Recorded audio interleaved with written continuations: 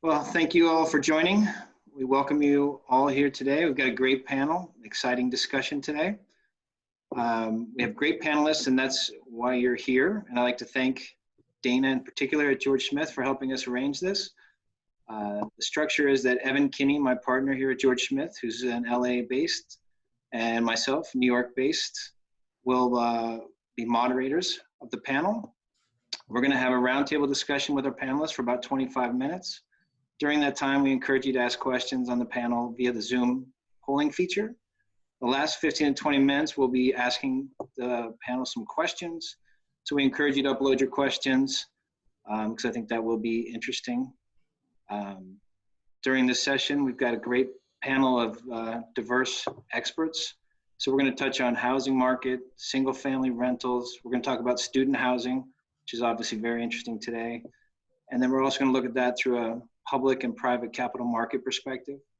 It's an interesting day to do this with the jobs report coming in, very strong, big rally and a lot of, real estate related and other stocks. It's going to help me retire a little bit earlier, maybe when I'm 97. So that's great. So we really appreciate you all joining and taking some time. We'll try and make it lively and entertaining. And now we're going to introduce the panel. We're going to let the panelists introduce themselves. We're going to do it in reverse alphabetical order by first name. So Tim, I know you're going to need some help with that, but that means you go after Wes, okay? And before Bethany, okay? All right, so Wes, why don't I turn over to you, introduce yourself, and then we'll go to Tim, and then to Bethany. Right. Well, thanks, Ed. Appreciate you having me. So I'm Wes Rogers, founder, president, CEO of Landmark Properties.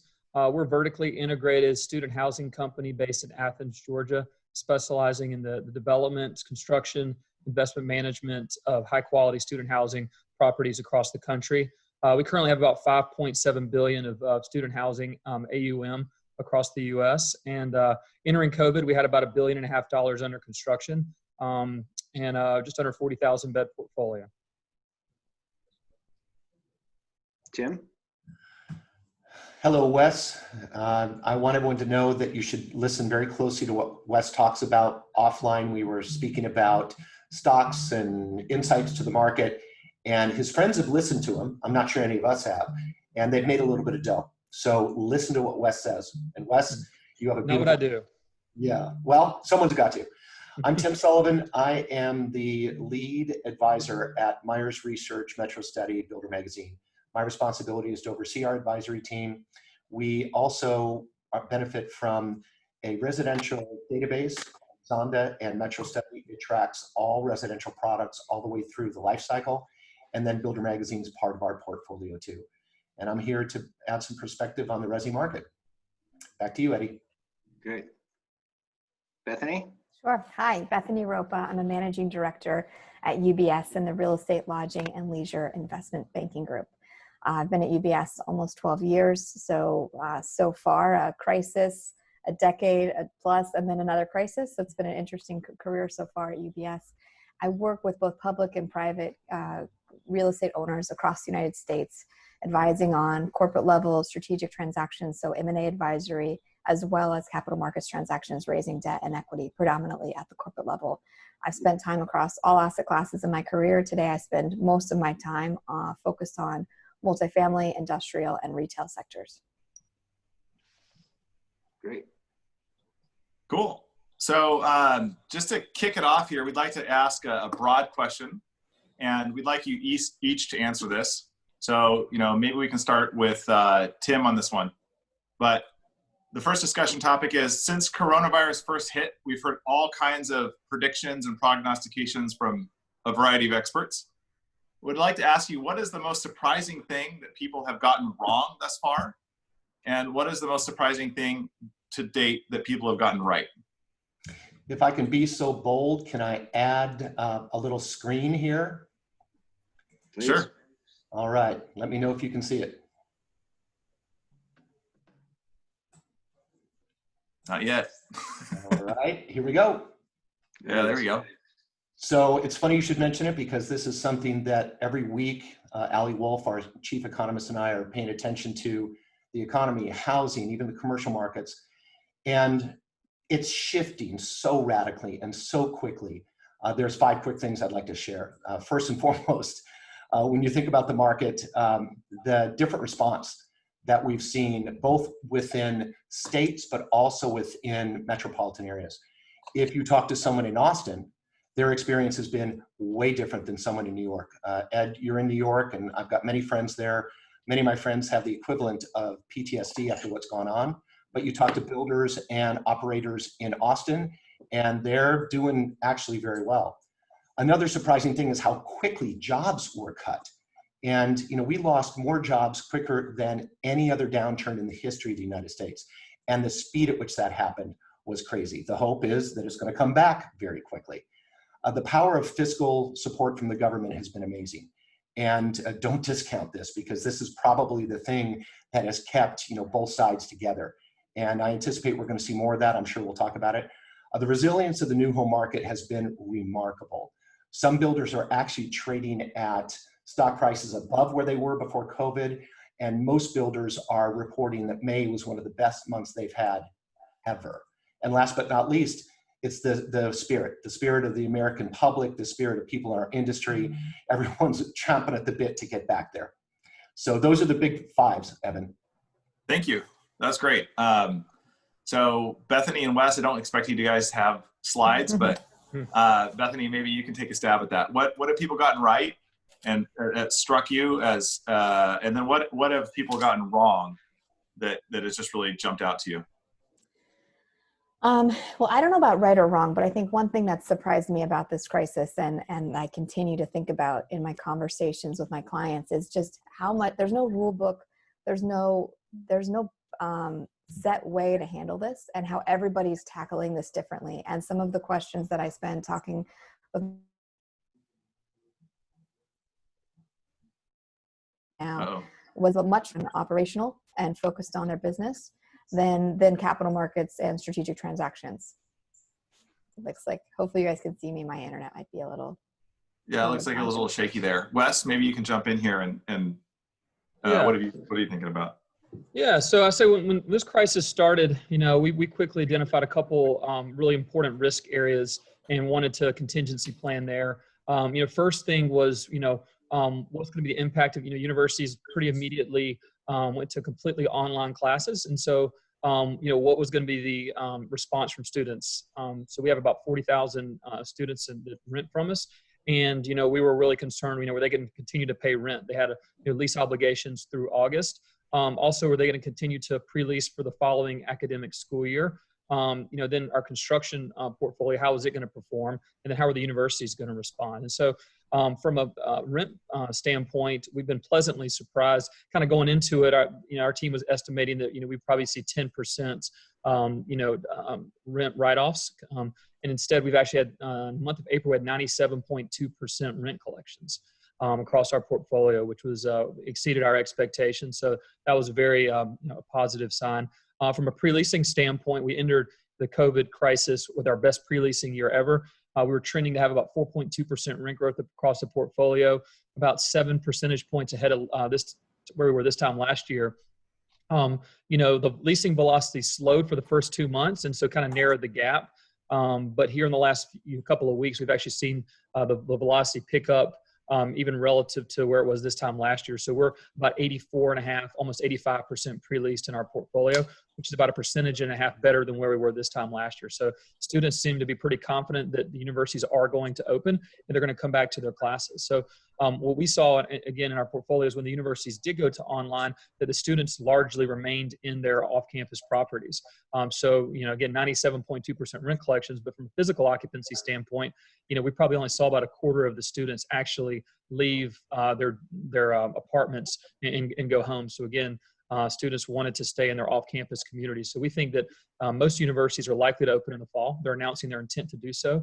There's enormous financial interest for them to open in the fall. And so we think that's likely to happen with social distancing measures in place. But in the downside scenario that they have to go to more of an online platform, we still think there's going to be significant demand for students to stay in their off-campus housing. Furthermore, again, we have leases in place with guarantors through the fall of 2021. So Overall, been very pleased with how the students have responded. On the construction side, we had 3 states, Pennsylvania, New York, and Washington State, who their stay and shelter ordinances did not treat residential construction as a necessary business or essential business, excuse me. So we briefly shut down construction of those 3 projects. Fortunately, in a matter of weeks, we had all 3 projects back up and running. And so we're going to have one of our projects is going to have about a third of it deliver a little bit late, but the balance of our properties are still on pace to deliver on time. So, I'd say the first month of this crisis, I was pretty freaked out about the impact it was going to have, but I've been pleasantly surprised as things have unfolded. Wes, this is Tim. I've got a quick comment and question for you. I've got a daughter who is an incoming sophomore at a private university in LA. And as a focus group of 1, I can't tell you how desperate she is to get back to the university, back to off-campus housing. I don't know if it has anything to do with me, but that focus group of 1, I think, can be multiplied over your 40,000 kids. I think they want to get back to school. Well, and I'm sure you want her to get back to school as well, too.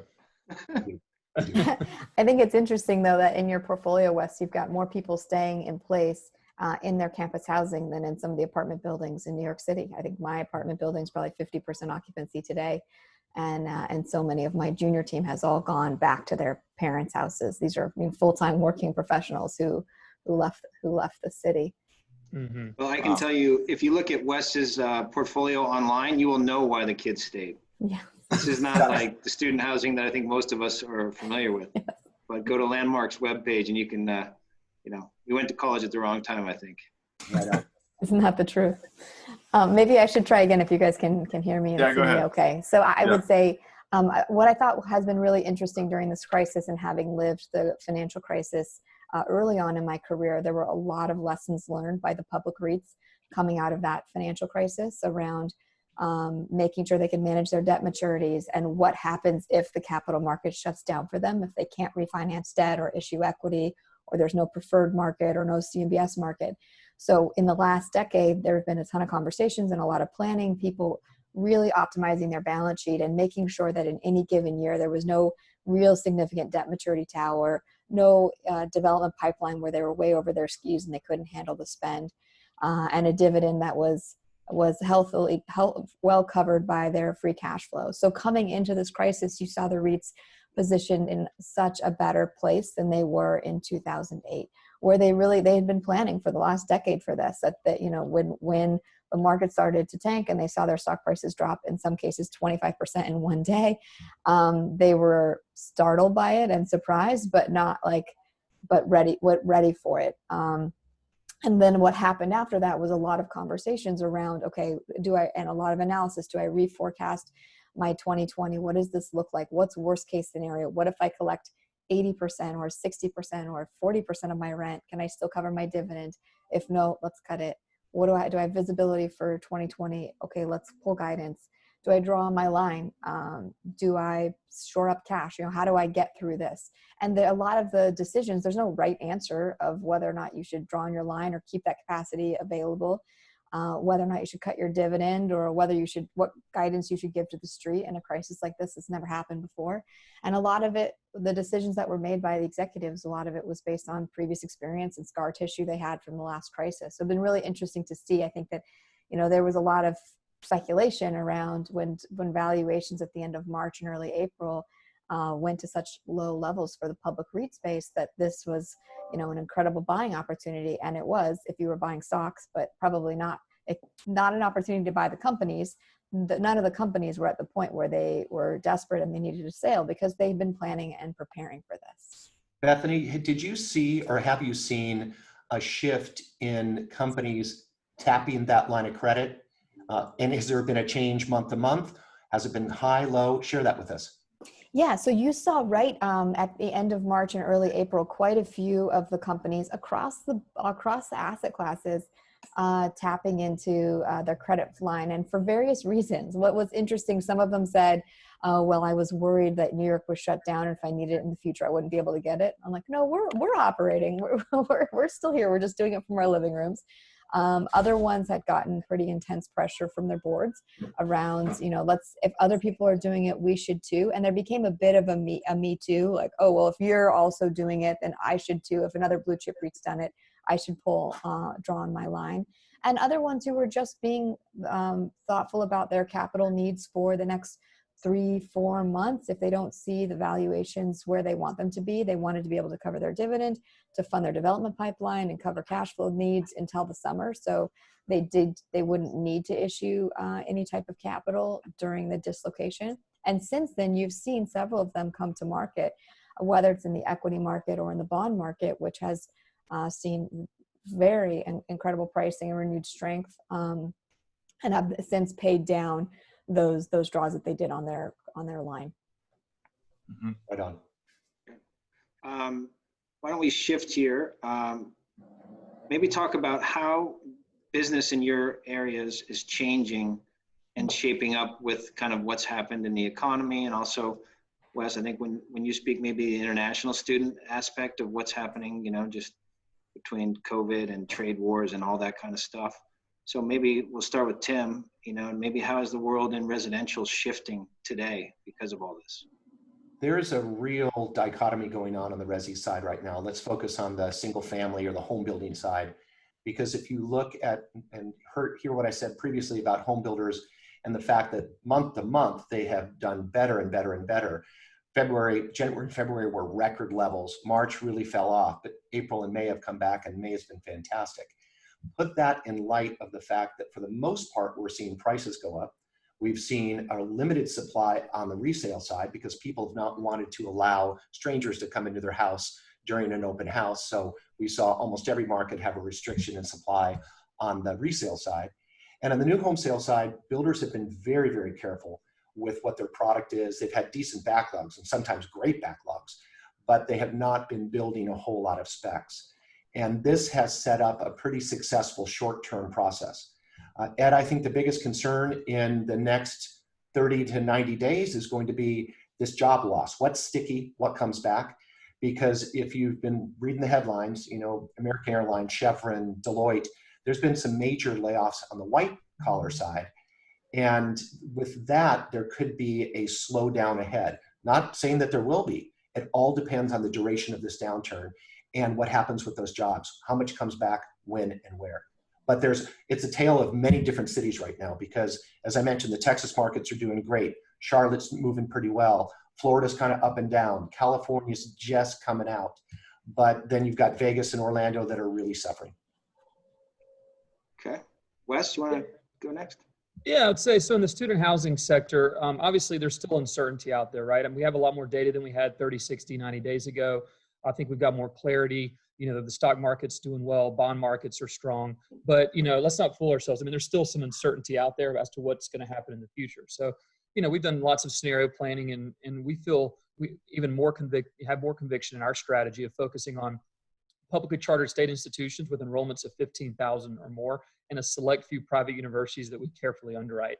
If you look at it, there's about 7,400 colleges and universities in America. And even before the COVID crisis, I said probably 20% of them don't offer a very compelling value proposition and probably should no longer be around. And so I think what you're going to see, you might see an acceleration for some of these more expensive, smaller liberal arts schools that don't offer a compelling value proposition, or those schools that can be replaced out by online education. I think you're going to see some of those schools go away, and you're going to see a flight to quality. And so if you look at the schools that we target, there's only about 185 universities in America out of the 7,400 that we're really targeting. And again, it's those big state schools that offer a compelling value proposition.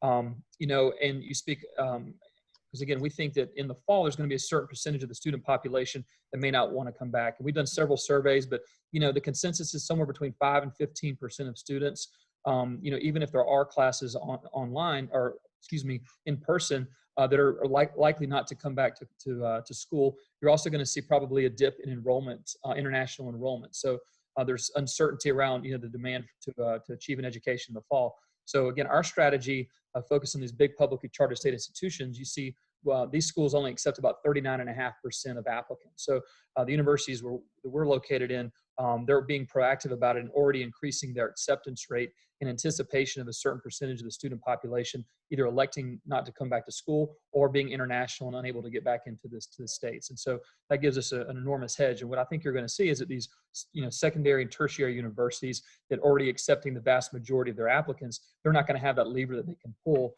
to really maintain or continue to grow their enrollment. And so I think those are the markets where I think you could, as a result, see vacancy and or rent growth issues. But, again, if you look at our portfolio, 38,000 beds, at these tier 1 publicly chartered state institutions, our average parent income, so the guarantor behind our leases, their average income, this is average, is $262,000. So we feel like, even if we do have somewhat of a recession, which obviously I think we will for some period of time, the people standing behind these lease obligations, have pretty well healed and should be able to continue to pay rents. Last up, a question for you. Eddie, there's a follow-up here. Wes, you were talking about the international students, maybe that being down. Is there a correlation to geography where we may see that happen more than other areas? For instance, maybe an LA or Seattle or something? Yeah, absolutely. Your West Coast universities tend to have a higher percentage of international students. Overall, though, in our portfolio, only about 4.5% of our residents are international. So you're not talking about a huge percentage of the overall population. That's not too dissimilar from the public REITs numbers in our space. Now, your Cal Berkeley, your UCLAs, USCs, those type universities are going to have a higher percentage than that likely. But again, you're not talking about, huge numbers here. You may be talking 5 to 15% of enrollment. Right on. So, Bethany, how are some of the REITs going to change their business practice, you think, from maybe leverage, stuff like that? Yeah, so I think I talked a little bit about how, in the immediate aftermath or in the depths of the crisis, how everyone was kind of shoring up their balance sheet, preserving cash, cutting their dividend in some cases, and then slowing their development pipeline or stopping their development pipeline. In many cases, the multifamily REITs who had very active redevelopment or value add pipelines stopped all of that activity. One, because they wanted to preserve cash, and two, because they weren't fully convinced that there was an opportunity to put some money into a unit and then see the rent bump that they needed given what's going on in the broader economy. I think what we'll see now in the summer and going forward is, now that everything's stabilized to some extent, we have a better idea of the immediate impact of the crisis. I think that Tim brings up a great point, is the longer term impact of this unemployment and what that means for housing, what that means for multifamily. The collection rates have been quite positive in the mid-90s, both for April and many of them are now reporting May collections. I think the question I continue to hear is, what does that mean for August, September, October? Once some of the government stimulus has worked its way through the system, the money's been spent, that additional unemployment checks have been spent. Right now, it's beginning of June, so any of the PPP money that the small businesses got, they're spending that now. So that all the money that was spent to kind of hold up and prop up the economy and keep unemployment lower, not low, but lower, and to keep cash in people's hands so they could stay in their apartments, that's going to be worked through the system by the end of the summer. And then if jobs don't come back, what does that mean for occupancy and collection data? So I think that you're going to see the public REITs really focus now on forward planning. Now that we've we're stable, we're going to be fine, but what does that mean for going forward? Are there development projects that we will no longer pursue? Are there markets that we thought we'd go into, but now we won't? Or does that mean we will go more into these markets versus other markets? I think there'll be now more of a bigger conversation around the strategy going forward, knowing what we know now. Where do we go from here? And does that mean we get back to business as usual, or does that shift our strategy and the market focus and where we want to spend our time? So Bethany, to follow up on that question, when you look at your client base and everything, what do you think that some of these guys are going to be kicking themselves for not doing today in 24, 36, 48 months? That's a good question. So my clients are both public and public REITs and private equity firms. I think there are some of the private equity guys who had the ability to shift to, in the depths of the crisis, to shift to be investing in the public markets, and recognizing that's going to be a while before there's actual private opportunities, individual asset opportunities. So some of them shifted and made some very good trades buying at the bottom of the market, whether it was buying CMBS securities or buying public REITs. I think some of those are already sad that they missed that moment, given the 30 plus 40% run up since the bottom was hit at the beginning of April.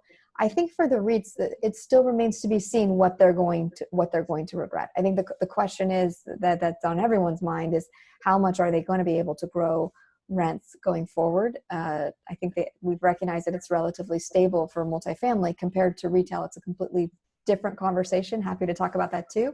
But that they're in a much more stop the bleeding type of situation, whereas multifamily is like, okay, maybe our top line won't grow as well. There is a lot of concern around what this means for property taxes and insurance, if that will grow higher than faster than they're able to grow their top line.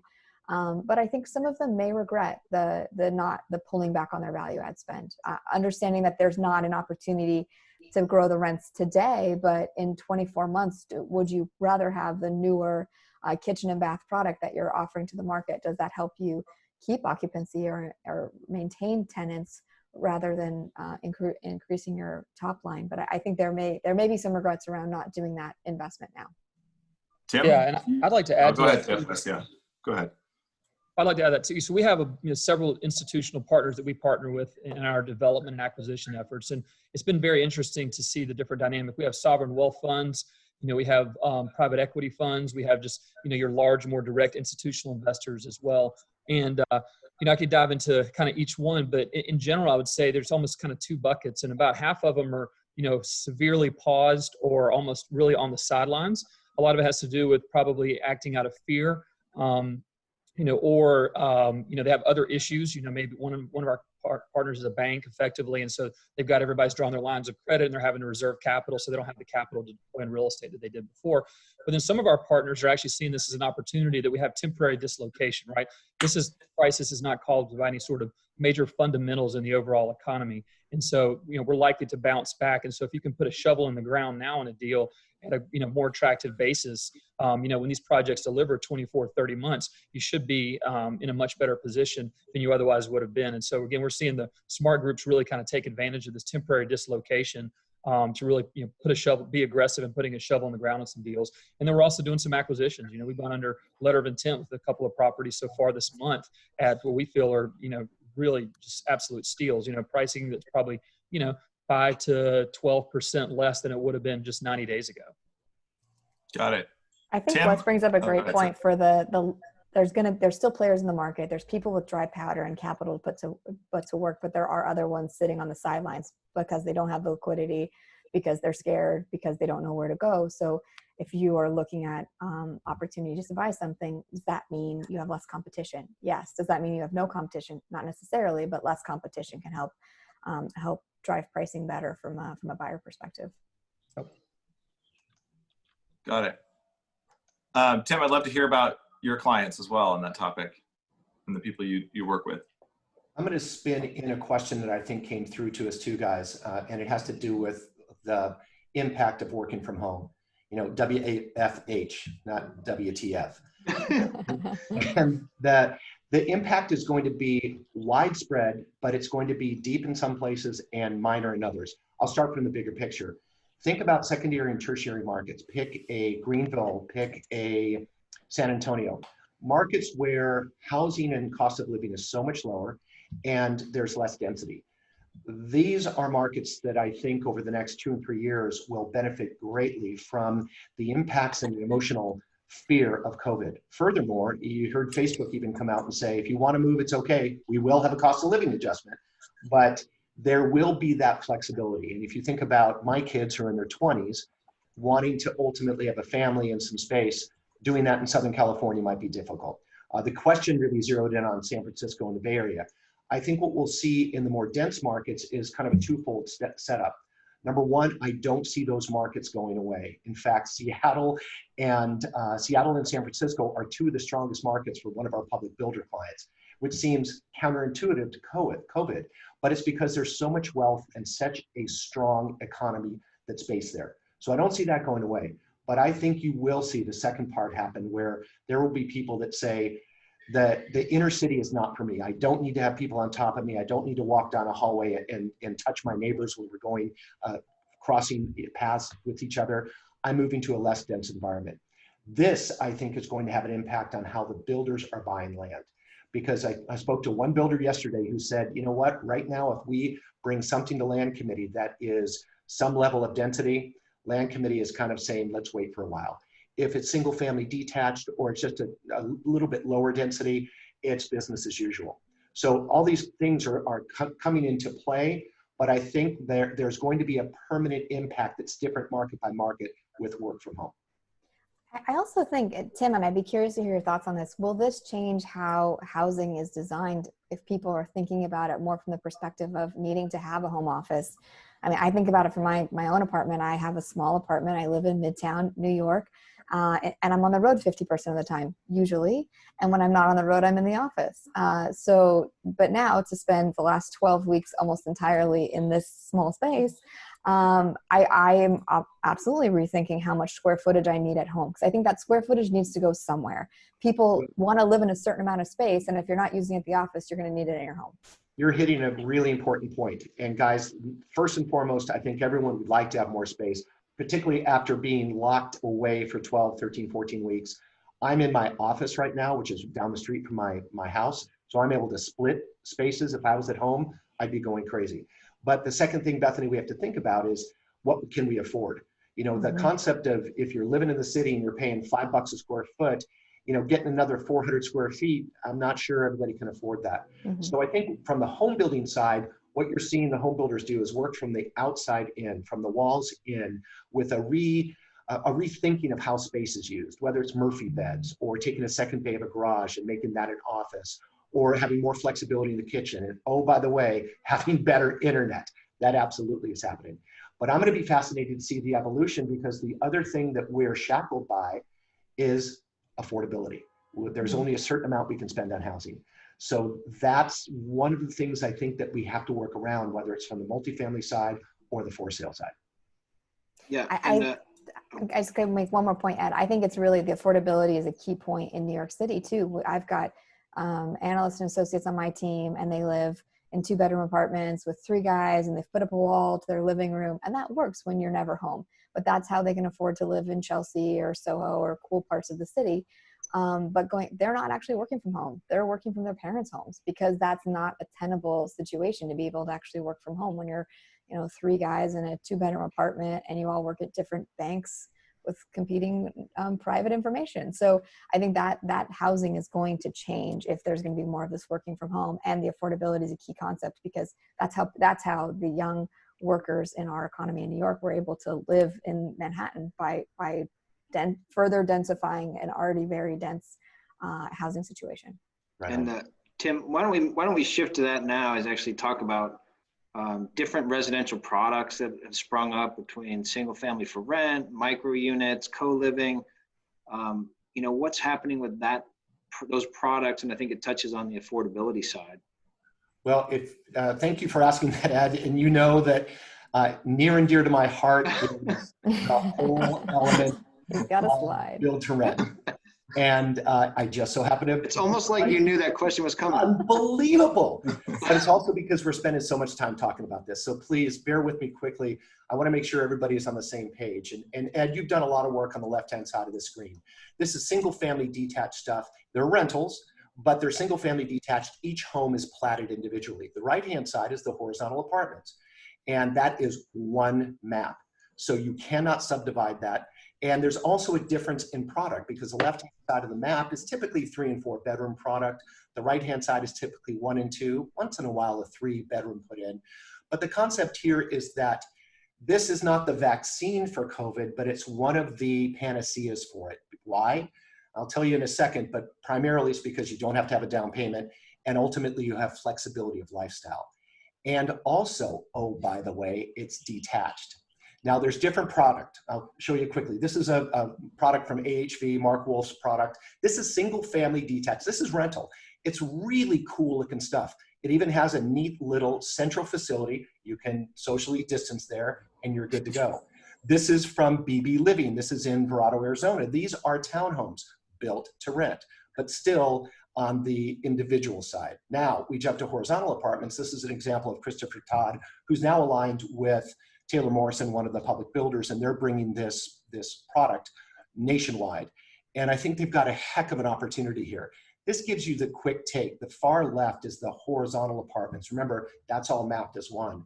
But the other 3 product lines, whether they're townhomes, high density detached, or conventional single family, these are truly can be owned separately, and typically that's some of the stuff Ed, that we're looking at it from the model sale leaseback. So there's a different variation on product, different variation on theme, but ultimately the key thing here is that they've all got this in common. You got segmentation for community developers, the multiple market segments. The product flexibility is cool because I just showed you 1 bedroom all the way to 4 or 5 bedroom products. But the economic motivation is perhaps the most important, besides we're separated, physically separated, because we don't have to have that down payment and we don't have to qualify. It's simply a rental. So let me turn it back to you, Ed. It's great. And I think that sector is pretty interesting, and I think we'll see a lot. And I know you guys do a lot of studies and all that, so I'm sure this is keeping you really busy for the amount of growth in that sector. It is, but I want to bring Wes and Bethany into this because you also asked about co-living and micro units. And Wes, I think co-living is the epitome of what we see when kids are sharing apartments or our friends in New York are sharing apartments. I think that's going to struggle a little bit. I know that my daughter is in an apartment with 4 kids, 2 bedrooms. They can do that, but the dorms are being really de-densified. Instead of having 3 kids a room, it's going to be 1 or 2. I'd be interested to hear what you guys are seeing from the co-living standpoint, but I think micro units still have an attraction if you've got 1 person in the unit, simply because you've got privacy and separation. Guys, what are your experiences? What do you think? Yeah, I would say I don't think we're making major changes in the design of our properties. I mean, I look at this pandemic and our nation's response as somewhat of a black swan event. I mean, we were unprepared as a nation for this. And I'm not saying we're never going to have another pandemic again, but I think we'd hopefully be better prepared for one if it happens in the future. So I don't think we're going to make any wholesale major changes in the design of our communities. In fact, if you look at it, we're much better situated than on-campus dorms. In fact, we've had at least 6 universities already reach out to us saying that they plan on de-densifying their on-campus housing stock and trying to master lease our off-campus communities, because 95% of our bedrooms are in private bedroom bath configurations. So each resident has their own bedroom and own private bathroom, and they're generally in studios, 1s, 2s, 3s, 4s, or 5 bedroom configuration. And so even if you do have a 2, 3, or 4 bedroom unit, that's kind of your family, right? Just like if you lived back at home with your parents, you're going to have a 3 or 4 person family. You're going to have a 2 to 4 person family in your off-campus housing. So we think our product type is already designed in a manner that's consistent for quarantine or isolating in a post-COVID world. Now we are looking at minor tweaks and UV stuff, building materials that don't transmit viruses or bacteria quite as much on a go-forward basis. But I don't think you're going to see any major wholesale changes in the way that we're designing our communities, because by the projects that we put in the shovel in the ground on today, by the time they deliver in a couple of years, this crisis is almost certainly to be behind us. Wes, one thing I heard you say though that I think is key, and whether you guys were brilliant to plan it or just got lucky, it's the en-suite element, right? Mm-hmm. It's that capability of having my own bathroom and a little bit of separation. Is that fair? Well, I can tell you, I wish I could say that we've been planning for a pandemic, but I'd be lying to you. Right on. So let's switch topics a little bit. We haven't touched on retail yet. And Bethany, you have some expertise in that segment. Talk about that a little bit. What have you seen, and give us some thoughts there. And stock tips. No stock tips. Retail, and not today too. I mean, they're trading up pretty incredibly, some double-digit percentage increases just today. So proud of them. I think it's very clearly a very different story in retail than it is in the housing side of the segment. I think what you're finding is that when people are spending 24 hours a day in one specific space, they're going to do everything they can to pay and keep that space.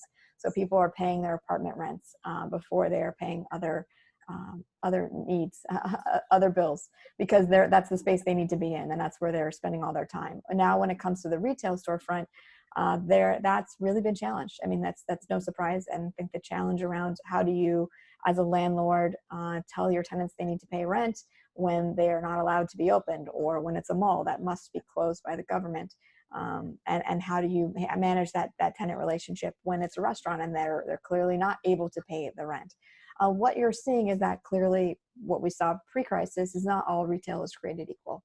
And there's the whole range of spectrum from the single tenant, individual box retail, all through to the neighborhood grocery centers anchored by a grocery store, up to big power centers with big boxes, and to the mall. So similarly to pre-crisis, those are all behaving a little bit differently, not surprisingly, depending on what tenant you have in the spaces. The malls are struggling the most. They've been closed. The rent collections in April and May were something like 15 to 20%. So that's really hard to pay your overhead and pay your debt service costs and pay your dividend if you're public, if that's the kind of collections you're getting in. The shopping centers are faring much better than malls. Their average rent collections for April was somewhere in the 60s. And in those who are more grocery anchored focus were more high 60s to 70% rent collections. And those were more big power centers, big box focused were more like 50 to 55% rent collections. And the single tenant net lease, those have fared much better, but it's very asset specific. So if you are a single tenant portfolio and all your assets are movie theaters, that's challenging. You're not collecting that rent. If your single tenant retail is Walgreens or gas stations, you're collecting that rent. So we're seeing a very, people like to think of retail of like one big category, one big bucket, but it's very, very different and diverse, and your ability to collect rent and your resiliency through this crisis specifically has really brought that to bear. So Evan, let me add something that's kind of a curveball to that. Pardon me for a sec.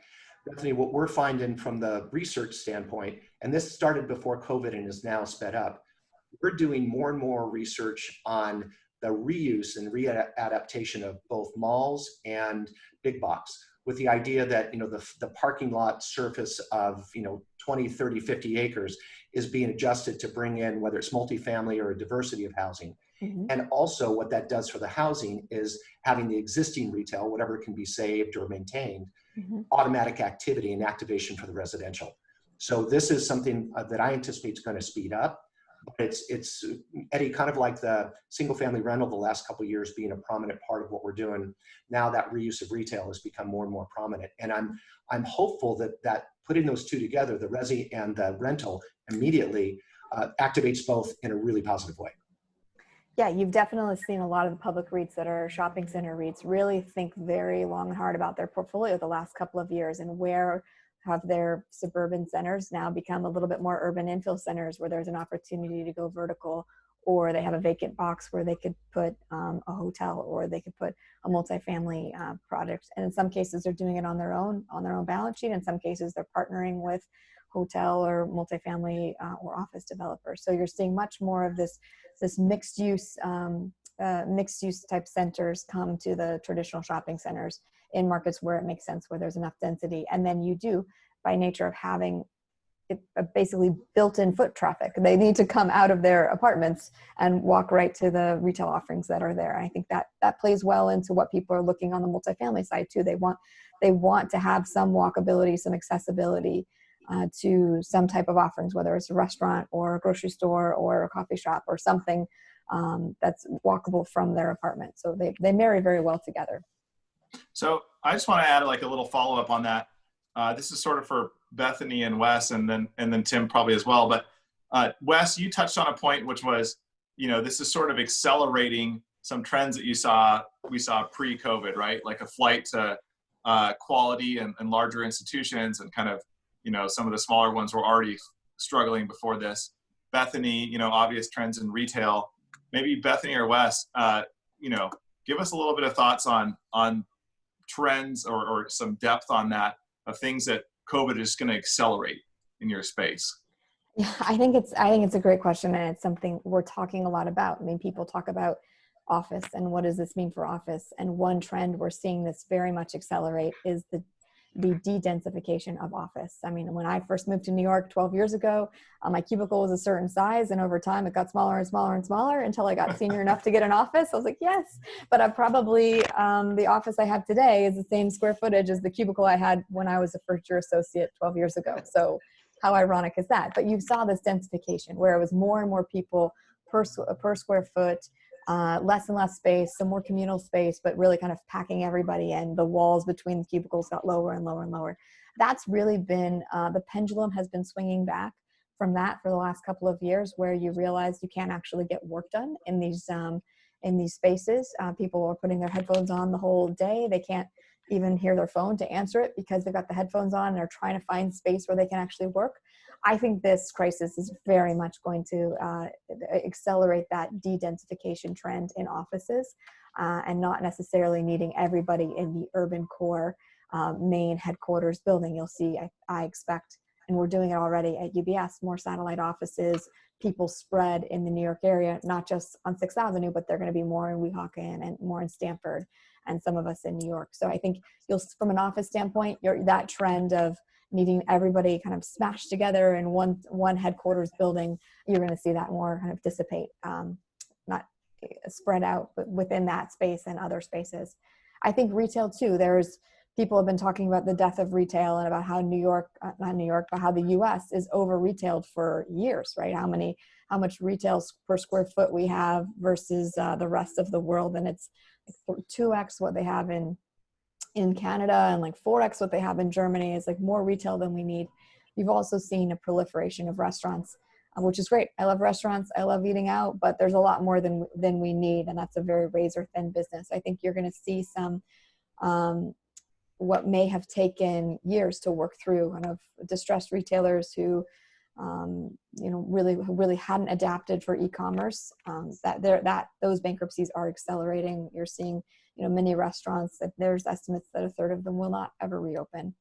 And so I think you're seeing some of the supply issues. I can say more broadly, some of the supply issues where people got a little carried away in the building. That's on pause right now, and you'll see the system work through that a little bit. It's all come to a head in this spring. Yeah, I think we've seen a couple trends that'll be accelerated. And one is on retail. And, unfortunately, a lot of our buildings we build, the local code, they want to have, retail on the ground level of your buildings. And so they force you to build retail regardless of whether it makes economic sense at all. So we probably have 350, 400,000 feet of retail. And, our occupancy is probably hovering around 80% in our entire portfolio pre-COVID. Rent collections are mid-60s on it, in the COVID, kind of since COVID crisis hit. So it hasn't been catastrophic, but it certainly has not performed very well. And we're seeing, retailers asking for all kind of breaks, and it's really not economically feasible. I guess my hope is we'll see an acceleration of the trend that we've seen in some places where they're not requiring quite as much retail. The municipalities are not requiring quite as much retail as they did several years ago. They're starting to recognize that a lot of this ground level retail is truly not viable. Some municipalities will require us to build 40, 60, sometimes even 80,000 square feet of retail on the ground level of these buildings, and it's just not economically viable. So hopefully, the municipalities will recognize this, and we can kind of accelerate that trend towards reducing the amount of or eliminating retail on the ground level in these buildings. I'd say a couple other trends too. I'd say, the death of dorm style housing. Hopefully this will accelerate. If you look at the markets in which we service, the average on-campus housing stock is more than 50 years old and is predominantly dorm style housing, which is not what students today want at all. But, the universities will often require that freshmen live on campus and require them to live in this out-of-date product. So I do think you're going to see a massive densification over the next several years in on-campus dorm-style housing, where they reduce the density of that housing immediately. And you'll see a shift towards more apartment-style housing. Now, what are the universities going to do? I think that's up in the air. And I think that's another trend, too, that I think we're seeing accelerating, is that, there's off-campus student housing and there's on-campus development. We don't do any on-campus development. We haven't pre-COVID because we don't think you get good risk-adjusted returns. And on-campus housing, it's really a bid environment. The university goes out to an RFQ, RFP. A lot of these deals are financed by tax-exempt bonds and have been some of the worst financial performing deals ever done in student housing. You look at the Texas A&M deal or the University of Oklahoma deal, these things got wiped out. The bonds got wiped out in bankruptcy. So a lot of these P3 on-campus deals are really just financial disasters. The universities will give you a short-term ground lease. They'll cap your rent growth. They'll force you to keep their employees on the premise. So you're really not getting good returns, and you're taking as much, if not more, risk than you will in an off-campus environment. So hopefully we'll see, if not the death of these P3 deals, but at least a significant shift in the balance of or how these things are ultimately structured. Evan, I can add just from the office side for our organization, we have something on order of 700 people spread across the country. We have 38 different offices, and they go from CBD to, just on the suburbs. One thing we know is that we will have fewer offices over the next 2 and 3 years. There's no two ways about it. However, we will not get rid of the central office, and we'll use it a little differently. The office I'm in is about 3,500 square feet, very open, a barn door that gets fresh air, and there's a place to collaborate, multiple places, and then there's private offices. We can socially distance or stand near each other depending on where we are during the COVID environment. But I think that's what we're moving more towards. We'll have central facilities, we'll have the clubhouse, the place to convene, but we're still going to have people working from home like we always have. So less and different from office standpoint. So I have a follow-up question for Wes from what you said a minute or two ago around the ground floor retail in your student housing. If you weren't required to do retail in that space, what would you do in that space? And then do you see that as an amenity that's important for your residents? Do they want to have that ground floor retail, or is it not really additive to the housing experience? Yeah, I'll say it depends. I'd say more often than not, it's developing retail on the ground level is actually dilutive to your overall yield because your construction costs are higher. You have to build larger spans, so you're doing metal and concrete on the ground level. And if you're going to be in an otherwise 5 or 6 story configuration, you would not do metal or concrete on the ground level. You would save money with your construction costs and just build a wood frame from the ground up and significantly reduce your cost. And generally, the rents you're getting don't justify that increased marginal cost. So, you know, to the point of it being an amenity, I do think in certain locations, having a certain amount of retail can be an amenity. And we do have assets where, you know, it has been highly accretive, you know, where we're getting 60, 70 bucks a foot. Some of our retail and it's full, that's that's accretive. But I'd say more often than not, those buildings it's more difficult to lease them up. They take longer to stabilize. And you typically have to build a lot more than I think we would otherwise have built. So, you know, again, the right location, you know, we may think it makes sense to build 5, 10, 15,000 feet of retail. But again, we've had certain buildings where we've been required by the code to build over 80,000 feet of retail. And one building we built 3 years ago and 80,000 feet, and I think we filled 27,000 feet of it in 3 years. So it just doesn't make sense. And so if we weren't required to build it, we would have built more residential on the ground level and or shifted our amenity package so they were located on the ground level. Makes sense. Why don't we switch, you know, which I think, Tim, you're pretty familiar with it's not just the demand side of the equation, it's the cost side of the equation, and also supply chains. I think, you know, from our toilet paper shortage that we all faced and the fears associated with hoarding toilet paper in late March. Can we talk about costs and supply chains, and, you know, has the cost side gone down to offset some of maybe the risk to the revenue side? The direct answer is yes, to some extent. Lumber has definitely gone down, but there's an imperfect supply chain going on. Depends on where you're talking. For instance, Philadelphia, Pennsylvania, they had some real trouble with cabinet makers. In the West Coast, we've had some issues with some of the door manufacturers and window manufacturers out of Mexico. Not every builder is having problems though. So I want to make that clear. The supply chain is not broken, it's dented. So that's one thing. The second is that builders are now, and not across the board, but some of the larger publics are going back to their subs to ask for a compression in cost, 5%, 7%. There's some pushback because if you're reading the papers, what's happened to housing the last month or so, that's a difficult story to tell. But I think this conversation will continue, and go back to one of my earlier comments. How long this downturn lasts, is it a long recession, a brief recession?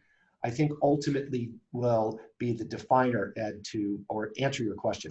If this thing stays with us for 6 or 8 months, I see costs getting compressed even further. But right now there's marginal changes. And I don't think we're going to see it pass through to the consumer because we continue to see prices up because of restricted supply. But a short answer then, Ed, is yes, there's marginal changes right now in reduction. Wes, are you seeing it? Yeah, I would say to a very minor degree. And again, I would have immediately said, like Tim did, that wood frame, you know, wood material came down pretty dramatically. It has since bounced back a little bit as of the last time I checked, but there's definitely some cost savings to be had in wood. Otherwise, we have not seen major changes or major reductions in materials. You know, we were really concerned once the crisis hit about the supply chain, and so fortunately, our guys are pretty proactive and found alternative sources for pretty much everything in our supply chain, and we had no hiccups whatsoever. You know, the labor side of the equation, you know, that there tends to be a lag in the labor markets. So, you know, those guys have to kind of realize that there are not going to be as many jobs to bid on, and the jobs they had bid on that don't come to reality, then all of a sudden they're going to realize that they may be out of work if they don't come in on their price. And so you tend to see a little bit more of a lag in the labor market. And then the materials market is really just a commodity market, and you can check the prices on that. So again, I think you're seeing mild savings in commodity pricing, and labor pricing. I think it's still to be determined. One of our partners in particular thinks that they're going to see 10, 20, 30% saving, hard cost savings by the end of the year. I mean, that would be fantastic. And I would, be incredibly happy if that were to happen. I honestly just don't see it. I see more along the order of kind of, somewhere in the 5 to 8%, cost reduction range, if I had to guess. Agreed. Got it. Interesting. Well, we just have a couple more minutes here. We tried to work some of the audience questions in over the last few minutes. But before we go, I'd like to just ask an interesting question that did come in a couple times to the audience, which is, what do you guys see as the best investment opportunity today? Just throw it out there as kind of a fun way to end. It doesn't have to be in your sector or whatever. Tim's raising his hand. So we'll let him go first. I'm chomping at the bit again, and I want to steal a little bit of. You got a slide for this one? Not this time. Not this time. Okay. I already showed it to you. But I'll open with something Bethany said about value add. I'm a big believer on the multifamily side for that. I don't think multifamily goes away. I think demand stays with us. But go back to the slides that I just happen to have here. And that element of the single family rental and the build to rent, I think, is a logical and long-term play. I think if you can take advantage of any short-term dislocations right now, I think, 12 months from now, we're going to, be in a really strong environment. So to the extent that you could have, bought a piece of land at a more attractive basis, I think you're going to be really happy that you did so. I think if you put a shovel in the ground here the next, 3-4 months, I think you're going to be really, happy that you did, because I think you're going to end up, having savings in your construction project, and really like the basis that you're sitting at in 24 to 30 months from today. And, but I agree with Tim and Ed too, that I think the single family build to rent strategy is absolutely fantastic. In Landmark, we've not actually done that, but I think the supply and demand fundamentals of that business are absolutely fantastic. And, particularly given that we're entering a recession, the whole affordability component of build to rent, I think, is going to show that sector is going to shine over the next, 1 to 3 years. Okay, my turn. Those are both great. I guess I can't say single family rental since you guys both said that. Ed's like, stop talking about it. But I do think there's going to be a lot of interesting and I'm hearing about it from my clients, real case by case type of deals. Anytime where there's a seller who wants to get out and you have a buyer who has liquidity and a strong stomach, who recognizes that it's not going to come back around, in 6 months, but maybe in 24 months, we're going to be right back to where we were in 2019, and an ability to get things on a lower basis. And if there's further an ability to, maybe there's some seller financing, or there's an opportunity to have the debt roll. In the lodging space, we've got a few clients looking at some interesting opportunities where they really like the basis in some of the ways that they can get into the lodging space through, whether it's through the debt or through buying something where there's ability to keep some of the existing cap stack in place. But it feels like there's going to be a lot of case by case opportunities here. In the retail space too, there's been, I talked about the rent collections varying so much across the single tenant all the way to the mall space. I don't know that I would say go buy a mall right now, that you need to better understand that specific opportunity and what happens to that asset and what that dirt's going to be in a few years. But are there opportunities somewhere in the middle where there's dislocation from a pricing perspective, but that people will ultimately come back to that center because it had foot traffic, it had a lot of activity when the market was open. I think one thing that saddens me a little bit about the retail space is that there was so much effort and money put into the retail centers in the last couple of years, really trying to be e-commerce resistant. And many of these players put some really incredible places in, whether it was placemaking with some type of walkable format and restaurants, and really making it a place where community wanted to come, not just to buy their groceries, but for more experiential retail. And I believe that humans we're social animals at our core. We're locked into our apartments because that's what we need to do to stay safe, and that's what we're doing right now. But I think ultimately people will go back out again, and you're already seeing it in the markets that have reopened, that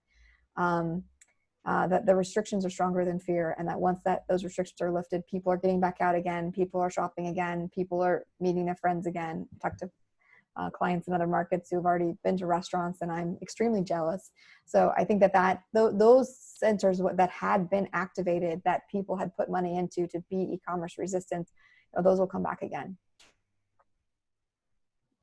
Okay, well, I think we could keep going on. I really enjoyed our panel here. I thought it was great. So really appreciate everything you guys have said here today and taking the time, and the audience as well. And until next Friday. So really appreciate it. Thanks, guys. All right, thanks, Ed. Thanks very much. Thanks, Evan. Thanks. Thanks, Eddie. Bye. Take care, guys.